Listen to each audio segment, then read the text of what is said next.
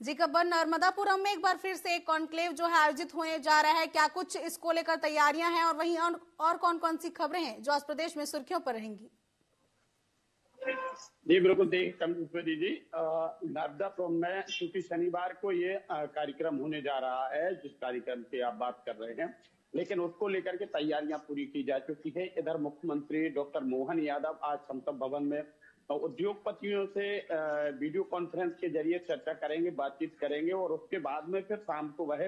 नर्मदापुरम जाएंगे, वहीं रात्रि भी रहेंगे और उसके बाद में फिर ये जो कार्यक्रम है वो कार्यक्रम किया जाएगा। तो यहाँ पर कहाँ के उद्योगपति आते हैं ये कल देखने वाली बात होगी, क्योंकि मुख्यमंत्री लगातार प्रदेश के लिए विकास की ओर बढ़ाने के लिए, साथ ही रोजगार भी स्थापित हो सके, साथ ही युवाओं के लिए मध्य प्रदेश में रोजगार मिल सके और मध्य प्रदेश के युवाओं के अलावा देश के और जो युवा हैं उनके लिए भी मध्य प्रदेश में रोजगार मिल सके, इसके लिए लगातार डॉक्टर मोहन यादव लगे हुए हैं। आपको बता दें कि मुख्यमंत्री डॉक्टर मोहन यादव पहले भी मध्य प्रदेश के कई शहरों में, चाहे फिर वह भोपाल हो, इंदौर, उज्जैन हो, सागर हो, रीवा हो, शहडोल हो, ये तमाम जगह वह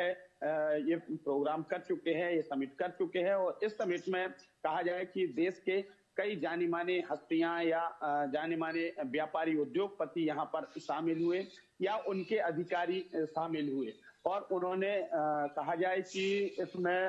भाग भी लिया, साथ ही सरकार के साथ में मिलकर के काम करने की बात भी कही। चाहे फिर माइसेम हो या फिर डालमिया की बात करें या फिर बिरला सीमेंट की बात करें, ऐसी तमाम कंपनियां हैं, रिलायंस कंपनी है, ये तमाम बड़ी कंपनियां चूंकि शामिल हो चुकी हैं। और अब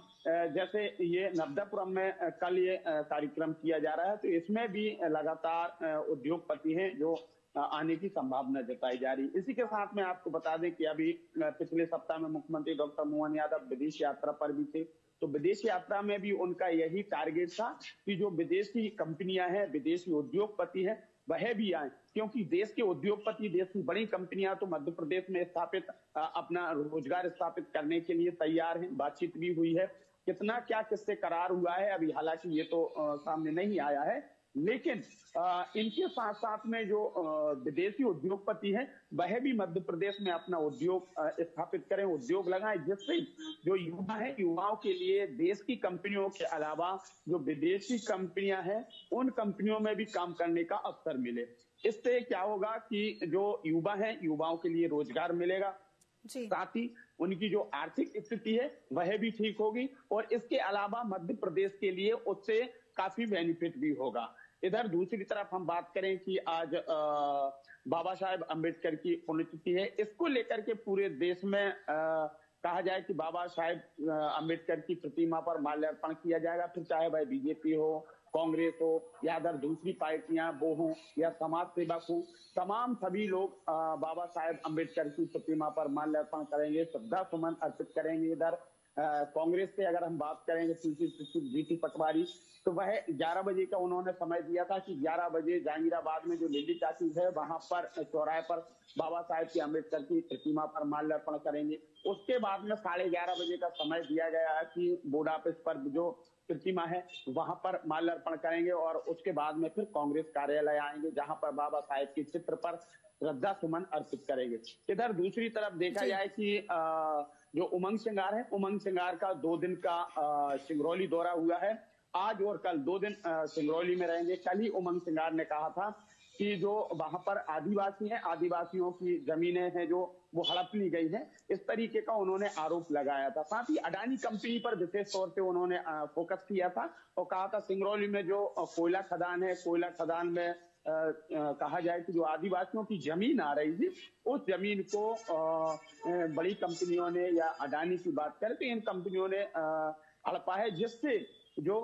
वहां के गरीब लोग हैं, आदिवासी लोग हैं, उन लोगों के लिए काफी परेशानी हो रही है। इन चीजों को लेकर के, इस बात को लेकर के उमंग सिंगार का 2 दिन का दौरा है। आज और कल नेता प्रतिपक्ष उमंग सिंगार रीवा और सिंगरौली दौरे पर रहेंगे। वहां के आदिवासी हैं, गरीब तबके के लोग हैं, उनसे बातचीत करेंगे, उनकी समस्या जानेंगे कि रियल में जो आरोप लगाए गए हैं या जो बातचीत सामने आई है कि कोयला खदान की वजह से जो गरीब लोग हैं, आदिवासी हैं, उनकी जमीन पर कब्जा कर लिया है या उनकी जमीन उसमें कहा जाए अधिग्रहण में चली गई है, उन्हें उसका मुआवजा मिला है, नहीं मिला है, तमाम चीजें हैं। इन चीजों को जानेंगे, समझेंगे और फिर आगे की क्या कहानी है, क्या बात निकल के सामने आती है कि जो आदिवासियों ने, गरीब तबके के लोगों ने बताया है, मजदूरों ने, जो वहाँ के छोटे किसान हैं, उन लोगों ने जो बताया है कि हमारी जमीन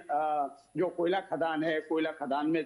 चली गई है, उन्हें मुआवजा नहीं मिला है। तो इन चीजों को देखेंगे और उसके बाद में ही फिर वो 8 तारीख को इसका खुलासा हो सकेगा, क्योंकि 8 तारीख का नेता प्रतिपक्ष उमंग सिंगार ने कहा है कि 8 तारीख को मैं मीडिया से चर्चा करूंगा भोपाल में। इधर दूसरी तरफ देखा जाए कि राजगढ़ का एक मामला आया है। राजगढ़ में एक युवक का विवाद हुआ था, उसकी पिटाई की गई थी और पिटाई के बाद जब उसकी मौत हुई तो मौत से पहले उसने एक वीडियो अपना बनाया और वीडियो में उसने काफी गंभीर आरोप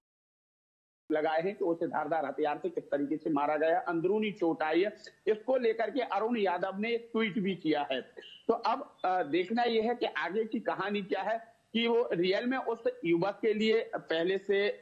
जो धारदार हथियार है, जिसे ग्रामीण भाषा में कहा जाता है फरसा, तो उसने बताया है कि फरसे से उस पर हमला किया। अब बात ये आती है कि अगर फरसे से हमला किया जाता है, क्योंकि जो धारदार हथियार है, जो फरसा है, वो बहुत ही जबरदस्त होता है, अगर वो कहीं भी शरीर पर लगता है तो बड़ा घाव देता है। और ऐसे में अगर उस युवक के लिए बड़ा घाव था तो फिर वो किस तरीके से जो वीडियो उसने बनाया है, वो वीडियो कैसे बना लिया, क्योंकि अगर फरसे का घाव लगता है, जिस तरीके से तलवार होती है, उसका एक छोटा नुमा एक हथियार होता है, विशेष तौर से उसे ग्रामीण इलाकों में देखा जाता है, लोहे का वो बनाया जाता है जी। और अगर उससे हमला हुआ है तो फिर वो ऐसे में युवक वीडियो नहीं बना सकता था। लेकिन ये बताया गया है कि उसने वीडियो खुद बनाया युवक ने कि मुझे अंदरूनी चोट आई है, मेरी एफआईआर नहीं हुई है, और इसको लेकर के उसने वीडियो जारी किया था। लेकिन उसके बाद में युवक की मौत हो गई है। अब इसको लेकर के उमंग सिंगार ने एक ट्वीट किया है। जी, निश्चित तौर पर ये बहुत ही ज्यादा जांच का विषय है। अगर युवक को चोटें आई थी तो फिर वीडियो उसने कैसे बनाया। फिलहाल तमाम जानकारी के लिए आपका धन्यवाद गब्बर। देते हमारे सहयोगी गब्बर सिंह ठाकुर, जिन्होंने बताया कि कई ऐसी खबरें हैं जो मध्य प्रदेश में सुर्खियों पर हैं। आपको ये भी बता दें कि नर्मदापुरम में एक और जो है कॉन्क्लेव का आयोजन होने जा रहा है, जिसकी तैयारियां भी पूरी हो चुकी हैं। मुख्यमंत्री डॉक्टर मोहन यादव आज वहां के दौरे पर रहेंगे, जिसके बाद रात्रि विश्राम करेंगे। वहीं कल यानी कि शनिवार को इस कॉन्क्लेव का आयोजन होगा।